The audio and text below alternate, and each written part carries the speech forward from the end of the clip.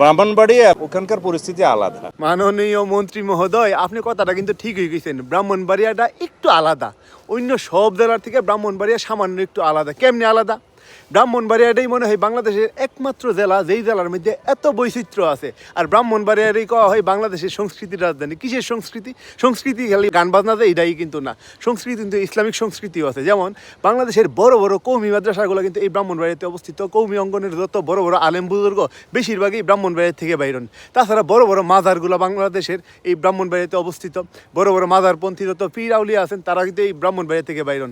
তাছাড়া বড় বড় গায়ক নায়ক তারা তো ব্রাহ্মণবাড়িয়া থেকে বাইর হন। তাছাড়া ব্রাহ্মণবাড়িয়াতে প্রচুর হিন্দু ধর্মাবলম্বী মানুষজন বসবাস করেন। সেই ক্ষেত্রে বলা যায় এখানে পূজাও হয় প্রচুর। তার মানে কি, এখানে অনেক মত অনেক পথের মানুষজনরা একসাথে বসবাস করেন।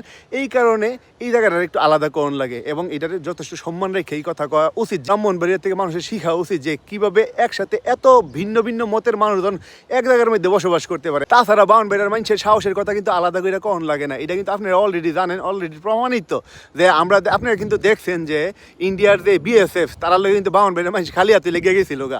তো এই সাহস টাহসলেও কিন্তু আপনারা কোনো সন্দেহ থাকানোর কথা না। তার মানে কি, তার মানে ব্রাহ্মণবাড়িয়ার ব্যাপারে যে কারোরই একটু সচেতনভাবে একটা মন্তব্য করা উচিত, একটু সম্মান রেখে কথা কওয়া উচিত। আরেকটা কথা তো কইতে আমি ভুলে গেছি গিয়া, আপনারা দেখছেন নি সংসদ ভবনের ভিতরে পুরা 300 আসনের এমপি, তারপরে সংরক্ষিত নারী আসনের যত এমপি আছে সবাই কিন্তু ওই একলা ব্রাহ্মণবাড়িয়ার একটা বিডি নাচা। এটা হচ্ছে ব্যারিস্টার রুমিন ফারহানা। তো তার মানে কি, যে ব্রাহ্মণবাড়িয়ার ব্যাপারে অবশ্যই আপনাদেরকে সচেতনতার সাথে কথা বলতে হবে, সচেতনতার সাথে মন্তব্য করতে হবে, সম্মান রেখে কথা কইতে হবে। আর নাইলে ব্রাহ্মণবাড়িয়ার বেটা বেটিরা চিত্তা গেলে কি যে হয় এটা কিন্তু আপনারা বালা করেই জানেন। যদি সচেতনতার মধ্যে একটু কমতি থাকে তাইলে কিন্তু লেদাসানা এক হয়ে যাবে গা, মনে রাখেন।